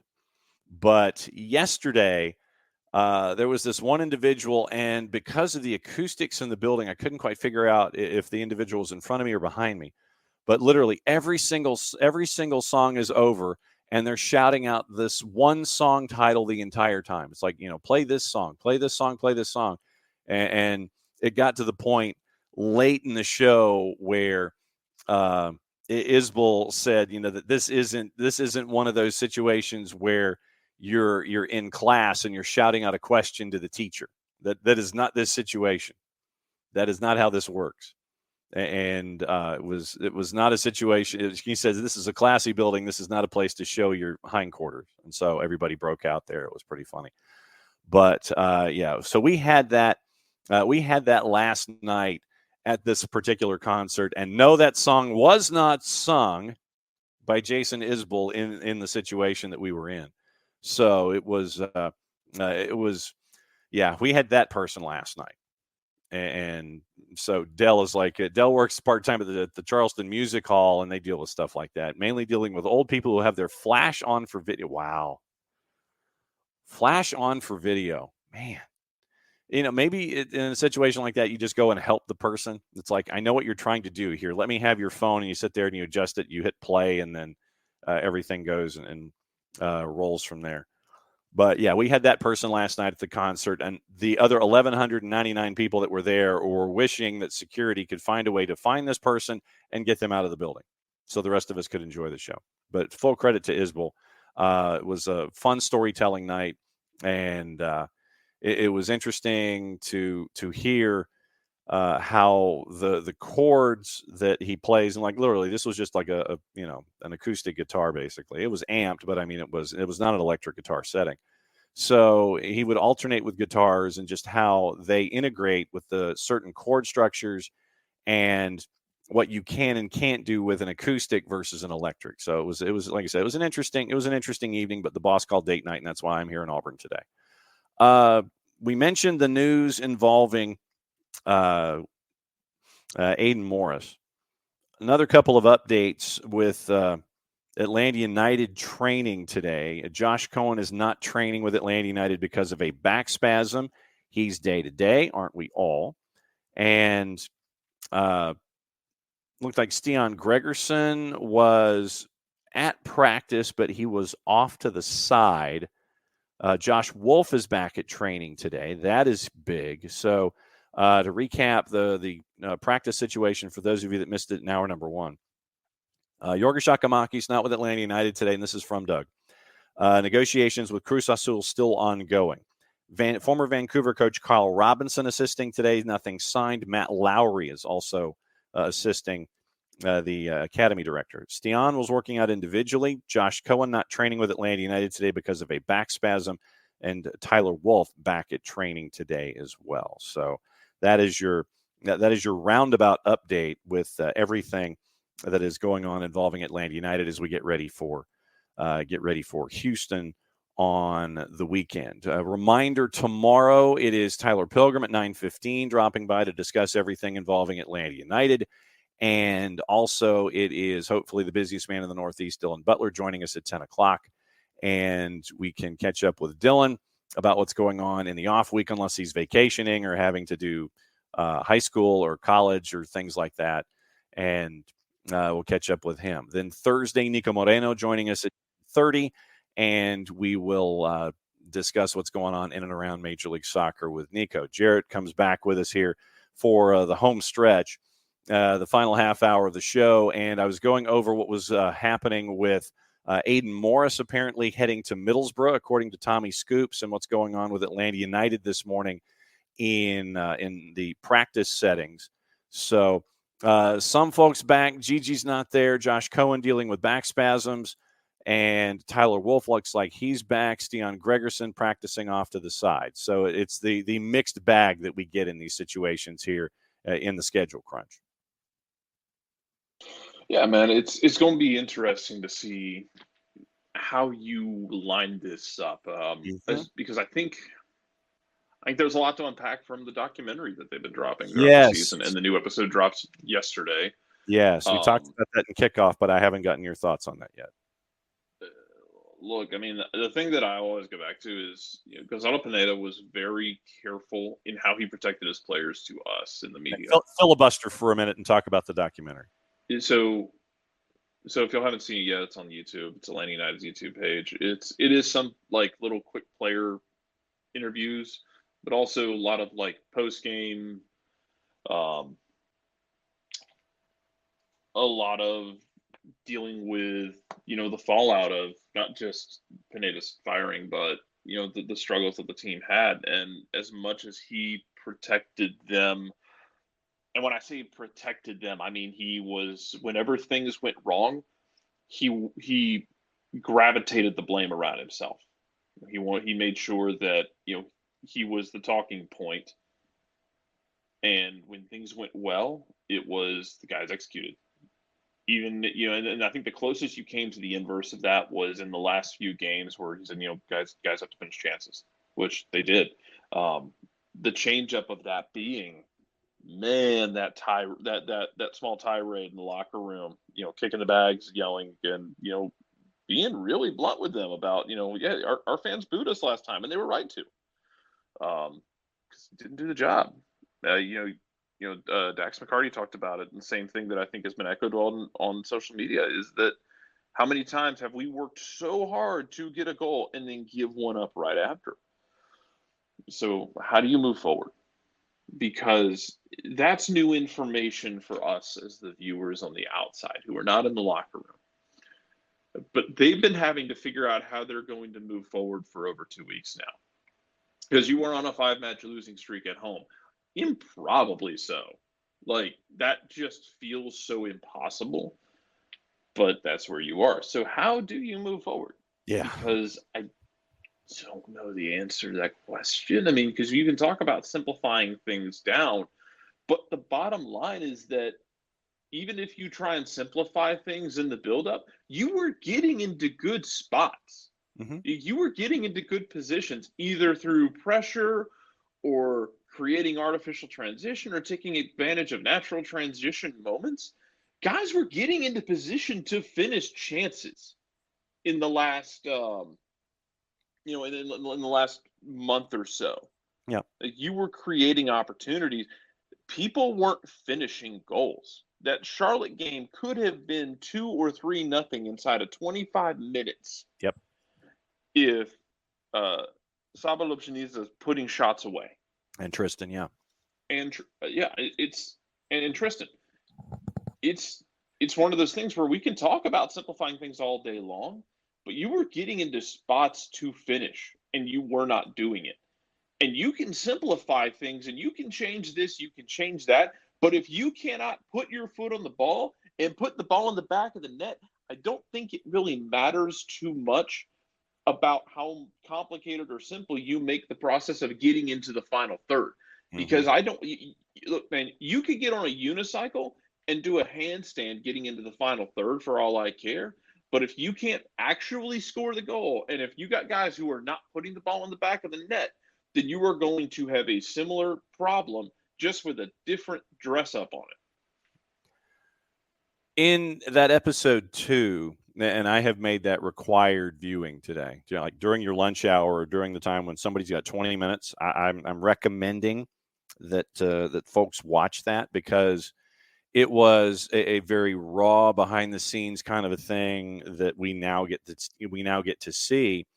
And Dax McCarty comes through, if you want to talk about foci or whatever you want to call it, the focus of the episode.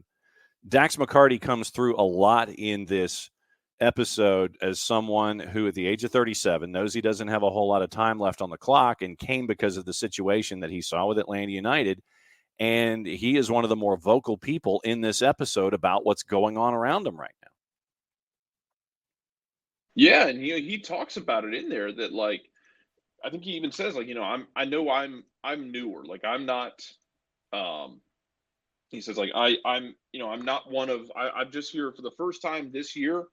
And when he starts speaking up, he's prefacing a lot of it with, I know I'm not a long-standing member here. I knew you guys have been here. I didn't want to come in here and just start taking over. But he took it upon himself to speak up in those moments, and I think you needed that, because you have those moments. Everybody's sitting there. It's the same thing, man. I've said on this show multiple times. No one's going to feel sorry for you when you are struggling. Nope. Because let me ask you this: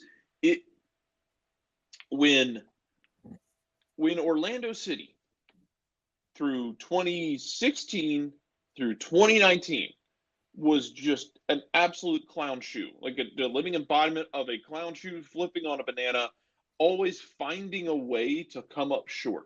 Did anybody feel sorry for Orlando City? Nope. No one feels sorry for you. You got guys sitting in there hanging their heads the whole time, and everyone's being very quiet and somber, and it sounds like a tomb. And you've got Brad and you've got Dax talking. Then you have Noah Cobb speaking up.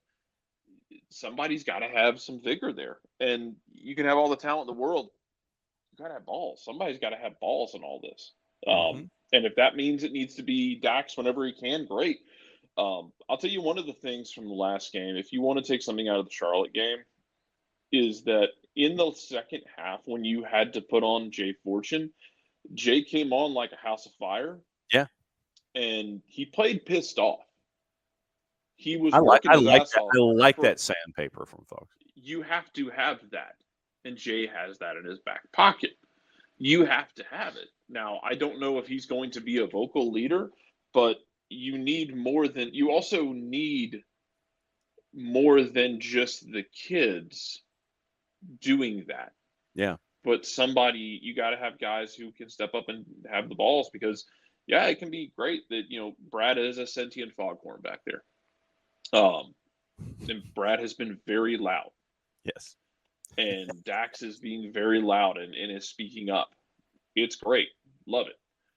However, if they're not on the field all the time, you're going to have someone on the field who can lead you by example, by voice. And I think that's something you got to work through. You got to make sure that you have the balls to deal with all of this. Yeah.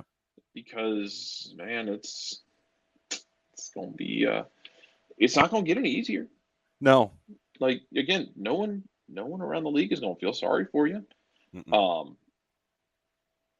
You're going to have to toughen up mentally. Yep. Especially after you score goals. And yeah, maybe you get the balance with Rob running the team. But Rob's got his own task to figure out. The second time he's running a team, and this feels much more like a potential real interview than the last chance did. Yeah. Because when you go back to 2021, when Rob takes over, that is hindsight's out, and it just felt like, okay, that didn't work at all, and you just needed Rob to steady the ship, and he did that. Yeah. It took him a couple games to get it steadied, and he steadied the ship. Then you brought in Gonzo. You're actually really good team last 2 months of the year. Like, you were just difficult to play against. Second half of the season, you was lost it tied an for MLS second? Cup to the future champions. I think I think they were, but they started so far back that it was kind of right. You were kind of up a creek without a paddle, that you can only do so much, and you're going to be in that situation this year, no matter what you do, whether it's Rob. I don't know if we've talked about potential managers. Now that Gonzalo Pineda is not here, I don't mind having this conversation. I don't like talking about potential managers when somebody is still in a job. I just think it's disrespectful. Yes. But I don't know if we've talked about all the names that we might run out there. The sense we got from talking with Garth Lagerway in that press conference that's featured at the end of the I believe it's still on YouTube as well, but it's featured at the end of the documentary. Because it's Because the last shot of the documentary is just the somber shot through the glass of him sitting there talking with Chris Winkler, who's the head of communications. And when it feels like this is more of an opportunity. Last time it was get the ship right. We're going to go bring in somebody.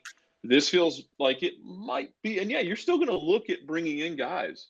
But this feels like it might be more of an opportunity for Rob to latch onto that job full time. If he can just knock it out of the park, which is going to be tough. No one ever said it would be easy or fair. When you're an interim, the deck is stacked against you. It's going to be tough. But I know I don't know if we've really talked about names. People want to talk names in the last 15 minutes. Yeah. The sense we got from, but where I was going with that is the sense we got from the interview is that it would be somebody familiar with MLS. There are names out there like that.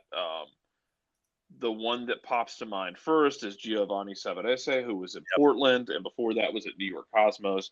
Went to 2 MLS Cups with Portland. It's a bit more pragmatic, but it's not like a Gary Ball defensive. You would need to have the conversation about him, like, hey man, what went wrong in Portland? Yeah. That's one of them. Bruce Arena's back on the market, which might trigger a civil war in the city of Atlanta among the supporters. Boy. Oh, brother. That might legitimately trigger a civil war, even a quiet, like Canadian Quebec kind of quiet war between the supporters groups, or a loud one. I don't know. I'm thinking it's the South. It might be loud. Then you've got, Bob Bradley is available in the same sense that like Jurgen Klinsmann is available. Yeah. I don't want Bob Bradley personally because I thought he fell short at LAFC and never figured out the defensive side of things enough. And also one of my big contentions with LAFC during that stretch when he was there was they didn't play with enough balls. No. Go back to 2019 when Seattle goes to MLS Cup. They go beat LAFC because they didn't show them respect. And it's not to say that they were dirty, but like Seattle rolled into that game with LAFC and did not give a damn what was on the front or back of that shirt. Nope. They knocked LAFC around within the laws of the game. They bumped heads with them. They bumped them. They knocked them around. They played physical with them. They didn't care. Nope. And LAFC didn't respond well in that game. We have to ask Nico about it tomorrow. Yep. Thursday. Bob's 2 days. Yeah, Thursday. I don't know what day it is. Bob's teams so often it feels like did not play with balls, and then Toronto was just an absolute tire fire. Like, man, we went into last year like I remember going into preseason last year being like, "Hey, Bob doesn't have any outside backs. It's going to be a problem." And yeah, it was a problem because they didn't have any outside backs, and you got a small mutiny. Now John Herdman seems to have addressed that. I don't particularly care to have Bob Bradley. That's just me. Well, and the thing I think Bob, Swansea broke him as well. Yeah, well, the Swansea screwed him first and foremost, and I think that they did. They did, but I think he didn't. I think he let it eat him up. Yeah, I think so too. And also, he is also at a point in his career where he wants to be Bill Parcells with the Dallas, where he wants to be. He wants president and he wants coach and GM and player personnel decisions. Yeah, he wants all of the above, and he's not going to get that here. He would not get that in Atlanta at all. No, not at all. Because you've got, and then if you want to start getting like more outside of, former.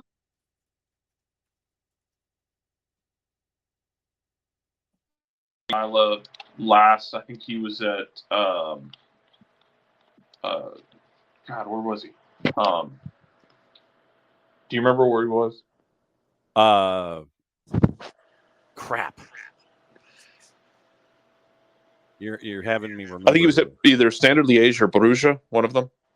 I think it was Liège. I think you're right. Yeah.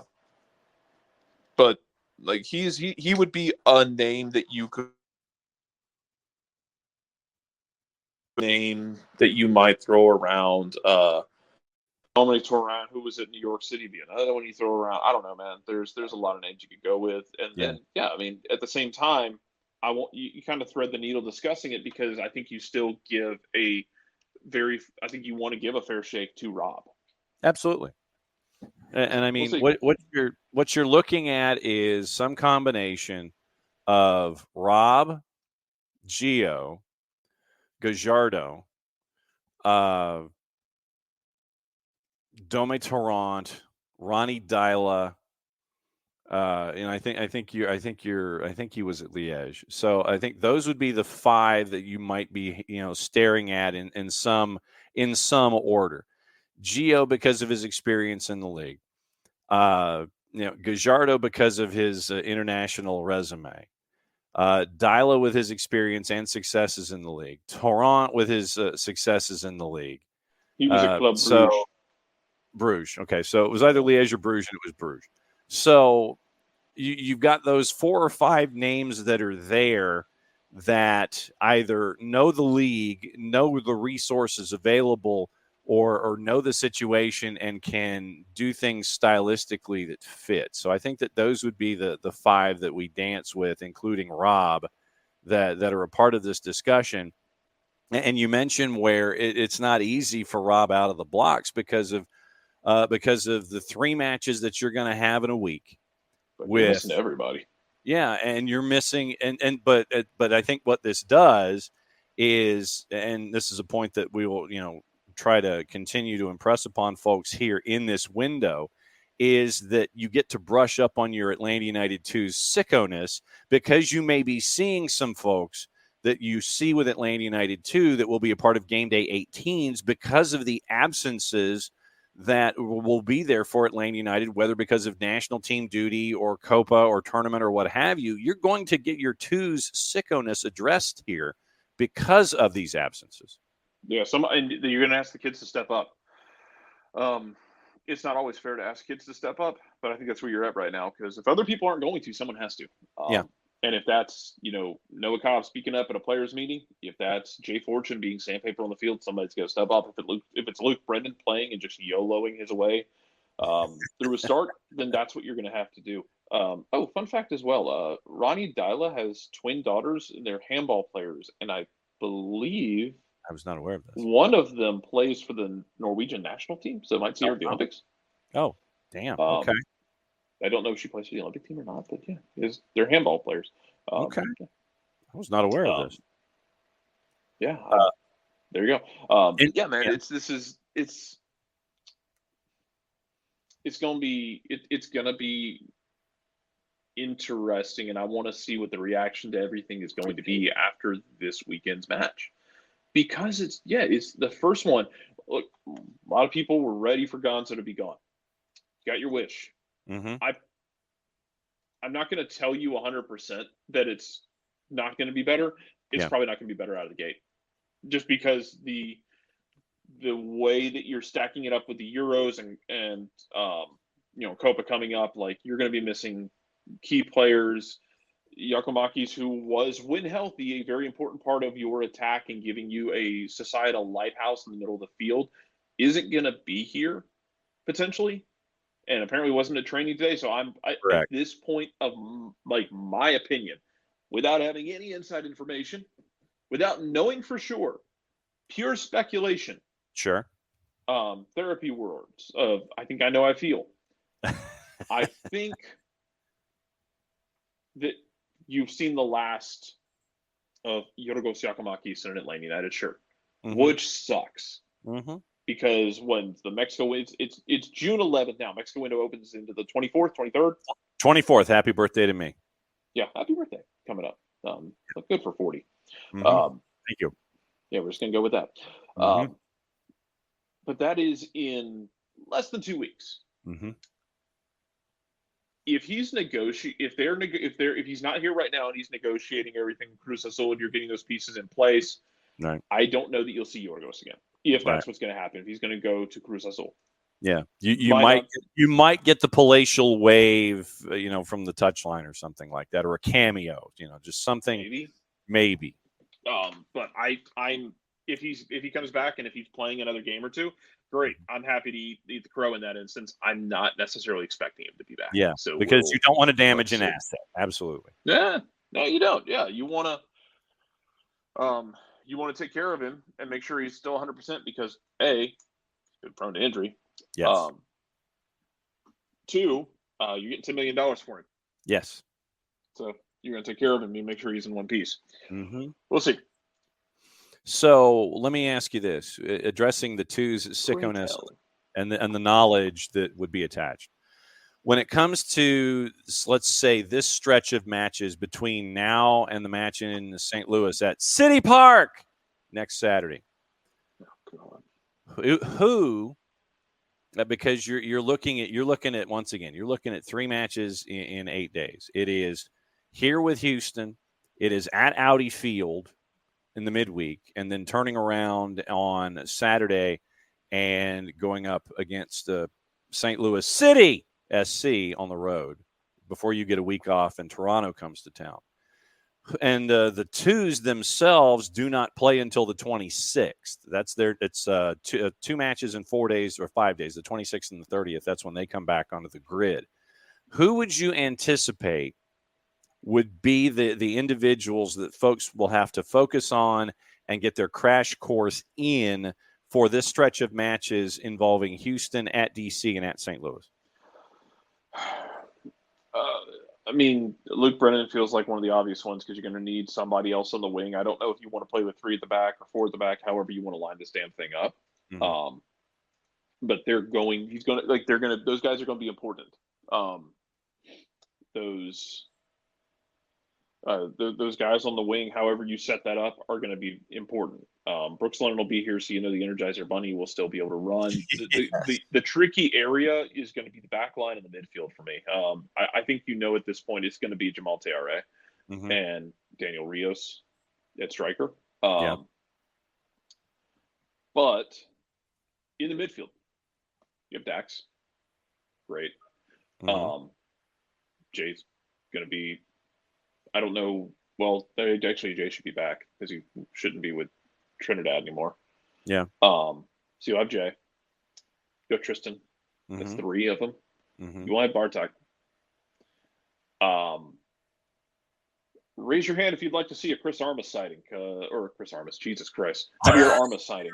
Right, you know what? Hey, Chris Armas is like trying to figure himself out, and I applaud what he's trying to figure out. I was going to say, if it's a Chris Armas sighting, then to me that means he's scouting Atlanta United players for the window, and you don't want that. Colorado finally has somebody who seems like they have an idea, even if you don't agree with the idea, which for them, having an idea is a step in the right direction, because they haven't had that in a while. You have an idea. Congratulations. But you might get a Javier Armas sighting on the bench. Not to say he'll start a match, but you might get that. You might get Noble Okello, one of them, like pulled into the first team because I need another body to play in the midfield. That's where I'm at. Yeah. That might be where you are. Back line, you're getting some guys back, and then, Copa's coming up. What about Nick? Maybe. Nick, I think the weapon that is Nick Firmino is, I think, going to be really important in with the Olympics as well, with Thiago gone for the Olympics. Here's the interesting part. You want to get really weird, and I don't know if this is something they would do. I'd be really tempted to play Nick underneath the striker in like a 2-striker setup, because he is more of like a secondary striker than, he's not the same kind of 10 that Thiago is, and play like somebody like Jay underneath that in like an advance, like have 2 8s. Okay. That would be that. I would be highly entertained if you wanted to like play with the 6 and 2 8s and have like Jay and Tristan going and have Dax sitting behind them, play with wing backs, and then play with like Nick underneath Jamal. Let's get weird. Because Nick is more of a goal dangerous guy, and I think he's just very good at popping up where he needs to be. Let's get weird, man. Then you got to figure out the back line, because it's going to be, Noah Cobb was with the youth national team. Ephra is going to be available. You're going to have to piecemeal this together. And to Dell's point, tough time to take over a team, but other teams are losing players also. They are. Yeah. my thing with Atlanta is that you're losing guys that it sucks to lose, because those guys are fulcrum players for you, and you have at times not shown in the past to be able to prosper without those fulcrum players. Now, do you get more simplistic and pragmatic and say sit a bit deeper and intentionally, kind of sit off and be more structurally sound defensively, and then try and pick your spots? Do you continue to play that aggressive style? I honestly don't know. Like, I want to see how Rob lines it up and how he goes for it. Because I'm not going to sit here and tell you exactly what Rob's going to do. No, and that's the key in all of this. Go for it, Jared. You were drifting away from your head end and your wireless source. So go ahead and dial back in. But no, that's the key here. I think that you get to look at Nick Firmino. You've got to look at Luke Brennan. You got to look at Javi Armas. You look at Matt Edwards. You look at Efren Morales. Some of these guys going to get a test run just before the Open Cup too, because you got Indy coming to town who's just decided to become a house on fire. Correct. Yeah, and good luck. Yeah, they've won 9 in a row, and so they're not average, as they say in USL Championship. But yeah, this will be an opportunity to acquaint yourself or reacquaint yourself, especially in this 3-match window, with Matt Edwards, Efren Morales, Javi Armas, Nick Firmino, Luke Brennan. All of these guys, I don't think I left anybody out. Noble Okello, like you mentioned. And there's no guarantee those guys get called up. Like, Noble Okello's on a Tues deal. Like, I think you'd have to sign him on a hardship. Get your short-term deal, yeah. Yeah. We'll see how they line it up. These next few days of training, it's a good. This is why we talked about in the lead up to that Miami and Charlotte game, when people were screaming, "Why haven't you fired the manager? Why haven't you fired the manager? Why haven't you fired the manager? Why haven't you fired the manager?" Hey, psst, I just want to ask why you haven't fired the manager. Yes. This was the time to do it. Yeah. As evidenced also by the fact that Dallas did that as well. Mm-hmm. You give yourself 2 weeks to install some things, even if it's not everybody, because some guys are on international duty. It's fine. It gives you time to install. It gives you time to have discussions and to have hard conversations with yourself and with your team in the locker room, in the film room of, hey, here's where we're at. Here's what we didn't do well. That guy's not here anymore because of X, Y, and Z. Now we have someone else, and as is always the case, you can't fire the whole team. So even when there's underperforming, you can't just fire the team. Correct. That gives you that 2-week window. That's why you didn't necessarily just pull the trigger in, the middle of a chaotic schedule of road games that everybody was losing their mind and getting way too out of pocket for my money, my opinion, getting way too out of pocket with you're in the middle of a 3-game road trip and everyone's calling for the manager's head, like in the middle of the game. Like, you're going to pick your times when you can do these things so they can be advantageous to your club.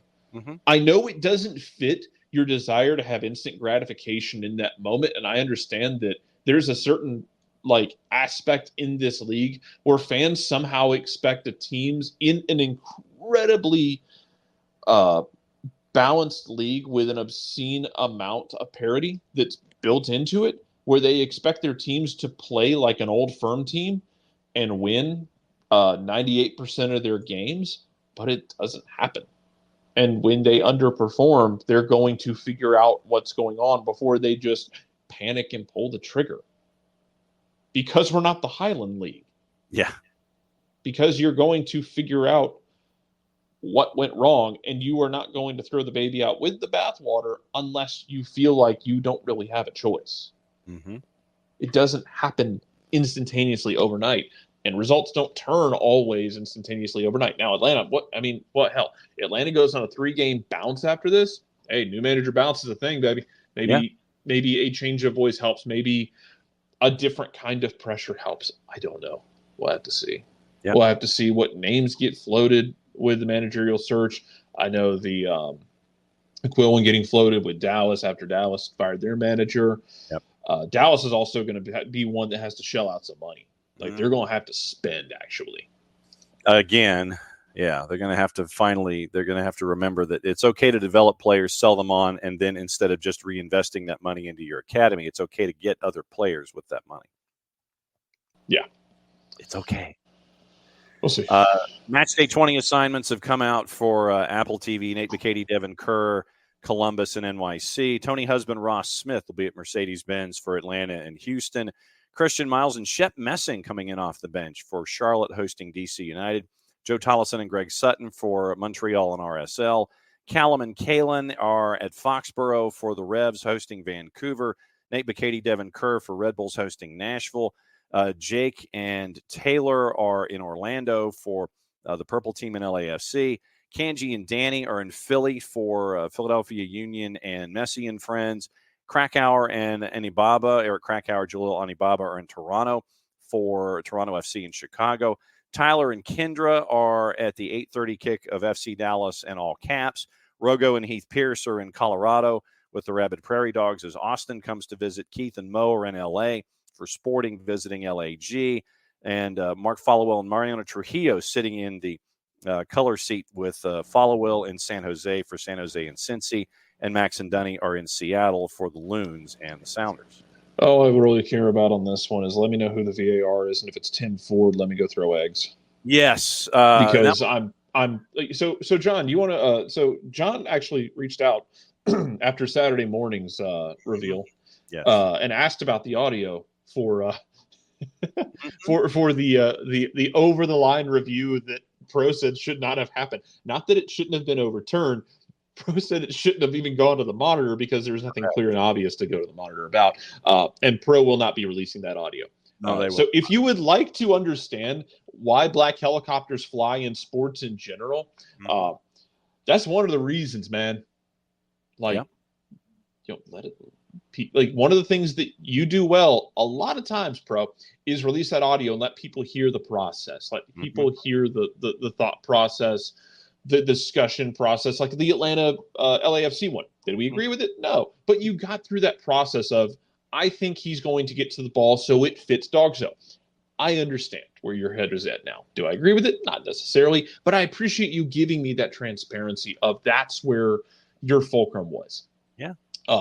Not getting anything released from the Charlotte thing. All it does for me is make it feel like even more of a big oopsie from Pro that they just don't want to talk about and they don't want to deal with, and they're afraid the audio is going to make them look even worse. Not the sole reason Atlanta lost that game, but it does change the tenor of the game because the difference is Atlanta going in up 1-0 and Atlanta going in tied 1 with a goal that Charlotte, frankly, didn't earn in the first half. The second half, Charlotte was an absolute monster, and they outplayed Atlanta 110%. First half, Charlotte was not that at all. Yeah, so just let me know. I'll keep an eye on where Tim Ford is. Because this is one of those things is, look, referee assignments a lot of times are populated like a week or two out because they have to make travel plans, they have to make accommodations, that sort of thing. You can't just spring it all. I'm like, hey, guys, tomorrow I need you in Portland. Yeah, I need you to go to Vancouver. Yeah. But I live in Miami, but that's okay. But so that's built a certain way. Be interested to see what sort of assignments these guys get in 2 and 3 weeks because, that wasn't acceptable. But whatever. Again, that's not the sole reason you lost. You also came out in the second half, flat as a 5-day-old Coke sitting out in the sun, which you could not have in those moments. And then you did the thing because God only knows why. And then you didn't step to their only functioning designated player and allowed him to score a goal that he shouldn't have scored, but whatever. We have yet to get the assignments from MLS for week 20 from the officials, but yes, not surprised. Ismail Pekmic and Timothy Ford did both work this past weekend. And that was probably already structured. So keep an eye on, as I said, keep an eye on Sergi Boyko, keep an eye on David Barry, keep an eye on Ismail Pekmic, keep an eye on Timothy Ford. And Peckmitch isn't even like, I'm more angry at Ford for recommending review. Oh, absolutely. Than I am with Peckmitch. But whatever, man. I actually don't know if there's the TST is over. I'm sad. I'm sad that TST is over. I am also giggling at the fact that Nani still can't get over the hump and win a trophy in North America. That was very funny. Mm-hmm. I enjoyed laughing at that because of Schadenfreude and really nothing else. So, yay. Yes, the U.S. women and La Bombonera won the $1 million prizes. What's on TV today? Portugal and Ireland at 2:45 on FS2. Northern Ireland and Andorra at 2:45 on Fox Deportes. I wish I had known. Otherwise, I would have worn my Andorra jersey. USA Japan at 8 o'clock on Universo. And that is also simulcast on YouTube. So that's where it's on Universo. The men's friendly with USA and Japan is on Universo at 8 o'clock. The Town and Tacoma Defiance at 8 o'clock on Apple TV and MLS Season Pass. FIFA Plus has the ish ton of qualifiers for the World Cup in 26. Some have finished already. 7 have finished already today. You can go to FIFA Plus and watch them. Qatar and India at 11:45. At noon, South Africa, Zimbabwe, Lebanon, Bangladesh, Chad and the Comoros, Congo, Morocco, Cape Verde and Libya, Lesotho, Rwanda, Oman, and Kyrgyzstan. 1 o'clock. I just love the way you said Lebanon, like you were not the country, like you were in Tennessee, like Lebanon, Tennessee. Yeah, Lebanon, Tennessee. I need to take a moment to appreciate the fact that you just pronounced it like it was the town in Tennessee. I know, not so Lebanon. Smoothly. Yes, not Lebanon. Lebanon is damn near one syllable. Yes, Lebanon and Merville. It's not Maryville in Tennessee, the suburb of Knoxville. Merville. Yeah. UAE and Bahrain is at 1. Kuwait and Afghanistan's at 1:45. Iraq, Vietnam is at 2. St. Lucia, Aruba is at 3, along with the Seychelles and Burundi, Angola, Cameroon, Gabon, and Gambia. St. Kitts and Nevis and Bahamas are at 4. Guyana, Belize is at 6. Dominican Republic and the British Virgin Islands are at 8, along with Puerto Rico and Anguilla. Fox Soccer Plus has friendlies at noon with San Marino and Cyprus. Northern Ireland and Andorra is at 2:45, and YouTube has the friendly as well with the USA and Japan at 8 o'clock. So that's what to watch today, by the way. You've got news out of the Northern Super League, Canada's professional women's soccer league, beginning in 25, signed a multi-year deal with TSN, RDS, and CBC to broadcast matches. Lloyd Kelly's going to sign a 5-year deal with Newcastle. Benjamin Sesko is going to stay with RB Leipzig on improved terms. And the muscle injury to Robert Lewandowski is going to stop him from playing in the first match of the friendlies versus the Netherlands, but fear in the camp is he won't not be able to recover in time to participate in the Euros, traveling to Germany with the squad today. That's a busy show. We're flying around all over the place. We got our assignments for TV. We got USL, and so it's a lot of stuff that got covered. And once again, required viewing today, episode 2 of Rooted in the Stripes. Like I said, it's about 20 minutes, but it's worth your time. Yeah, it is. Still interested to see how they react to everything, how they respond. Mm-hmm. Show some guts, guys. Mm-hmm. I trust you. Absolutely. So you got your winners in the TST. Looking forward to 25, and it was great to catch up with folks. Great to catch up with folks yesterday. And one of the Della Peruta sisters, Talia Della Peruta, scored the $1 million goal. And so the Della Perutas got their piece of the $1 million prize as we follow their growth and what's going on with Serie A Feminine. All right, that's it for today. We'll be back tomorrow on a Wall Pass Wednesday. Tyler Pilgrim at 9:15. Hopefully Dylan Butler at 10. We'll walk you through the midweek and get you ready for everything going on elsewhere. Jarrett, since you are in Atlanta and I am not, sir, go ahead and send us home. Much blood to you. What he said, back in a little less than 22.